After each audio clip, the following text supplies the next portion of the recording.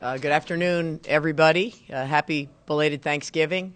Excited to be back. Had a really, really good win for us this past Saturday against the University of Washington. Really are starting to improve a little bit as our younger guys get some more experience and obviously have a big week in front of us. This is kind of like Pac-12 week for us, starting with Washington. Tough game on the road at UCLA. They just dropped out of the top 25 with losses to Baylor and West Virginia, two very good teams. So we have an opportunity tomorrow night to go up there, play at the Wooden Center at 7 o'clock, and then turn around quickly and fly to Spokane on Thursday morning to play at Washington State on Friday night. But we're good, we're healthy, we're getting better, and this is kind of the meat part of our schedule, so it's important for us to keep our momentum going and see. I've told our team that good teams win at home and great teams win on the road. So we'll have an opportunity to do that this week. With having four of your starters score in double figures, what do you like about the way you've been able to spread the ball around and not just have to rely on one or two? Well, I think we had been very perimeter dominant, which is to be expected because we were a little bit more experienced there and we were more imbalanced. We were getting double figure scoring from 4 and 5 people, but they were all ones, twos, and threes. And I think for both Desi Culberson and Kalina Tutt our two leading scorers to be coming from the paint is only going to make us that much better. That huge for us. And I think we are. I think I've said that. We're not a 1-star, 2-star team. We have 10 people who are good players who that's got to be our plan. We play at tempo, we play at speed.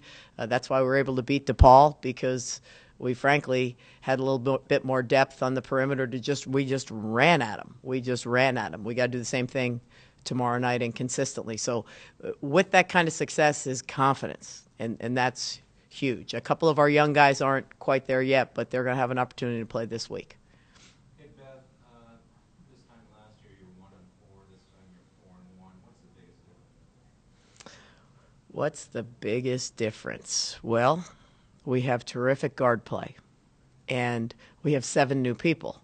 So I think that, last year stuff happens for whatever reasons. When we lost Kiana Stamps, we had to go back to square one. And I think with us to not only have, Kiana was on the all-tournament team in Hawaii, and she's coming off the bench for us now. To have a leader and a point guard like Chelsea Hopkins, to have the other 2 perimeter guys, Melissa Sweat and Courtney Clements, have some experience behind them. But college basketball is a guards game. You can hide a ton of stuff if you can control the basketball. And the biggest difference is, our turnovers are low and our rebounding and our free throws are high, and that's the biggest difference. Last year we really struggled to pass it didn't matter how good our front line was, we didn't pass the ball well. To your point about the 7 new players with so many new faces, how have you been able to develop that chemistry so fast? Well, that was partly our intent of going to Hawaii and playing 3 games in 3 days and just getting away and just working on it. It's just a process, Mick. The biggest challenge is 5 of them are freshmen, and one day they're great, and the next day they're less than great. So that's where the stop and go kind of is. Their consistency from day to day isn't quite there yet, but we made a huge gain. Again, beating a top 25 team gives you confidence. I was just talking to Nick about swag. You got to have some swag. You can tell when a team walks out on the floor what they think they're capable of. I've watched UCLA when they walked out on the floor to play Baylor, arguably the best team in women's basketball, and when they walked out on the floor to play Colgate. You're looking at 2 different teams walking out on the floor. And I think for us to beat DePaul in our second game of the season kind of showed us, man, we could be pretty good if we lock in and practice harder. So I think that the confidence part of it has been just as important. Coach, do you think about this conference realignment talk at all? Does it have any effect on you? Do I think about it? Well, does it have any effect? We all can. I can give you. Do you want me to give you like the 3 standard lines I should give you? Do you want me to give you a semblance of the truth? Would you like to? I could A, B, C, D, all the above. A year ago, last August, when one day I woke up and heard on all over Sports Center that like Texas and Baylor were going to be in the Pac-10. I said, what on earth? And then it started moving. Pretty much what I've gotten to be at this point, because recruiting is a constant question. And I said, if anybody tells you beyond what league they're in right now, today, they're lying, because they have no idea. I have no idea. I don't even know that the people who are about to extend things to people have any idea. I think it's fun for conversation, but I think it's so fluid. Like if you would have told me, born and raised in New Jersey, that I'd be cheering for Syracuse and Pittsburgh in the ACC, I'd tell you were crazy.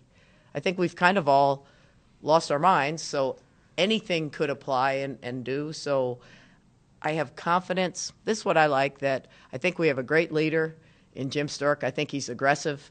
And I think in these I don't want to sit around and be a wallflower. I think you have to be proactive. And so I think between President Hirschman and Jim, they're doing that. They're exploring what's best for San Diego State. I can control that we have a really good team, and I think we're only going to get better. I think when you look at basketball at San Diego State, you have 2 teams in 2 years that have gone to Sweet 16s, and we play in a great place with a great arena, and that's not going to change. So we intend to have a great national caliber team. As to what little patch I have to put on the side of my shirt, I'm really not going to worry about it, because we've always been like the furthest west in the league or this or that. We recruit against Pac-12. We recruit against Big 10 or Big 12 or whatever they call themselves these days.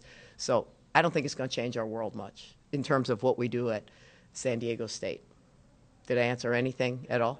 There was even some truth in that too. So I must like you, because we gave you a little bit of that.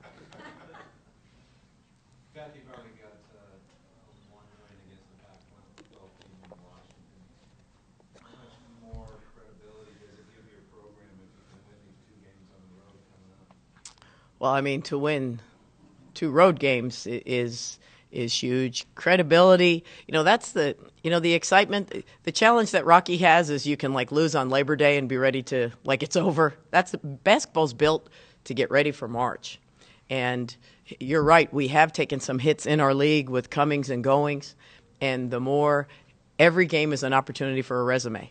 And I think the more if we get 2 road wins against, the 2 teams that we're playing, coupled with what we just did and the DePaul win already in our pocket, it just helps you when it comes down to in that smoke-filled room when they're deciding things, giving yourself an opportunity. So it's big. We don't want to get ahead of ourselves. We're really young. But why not?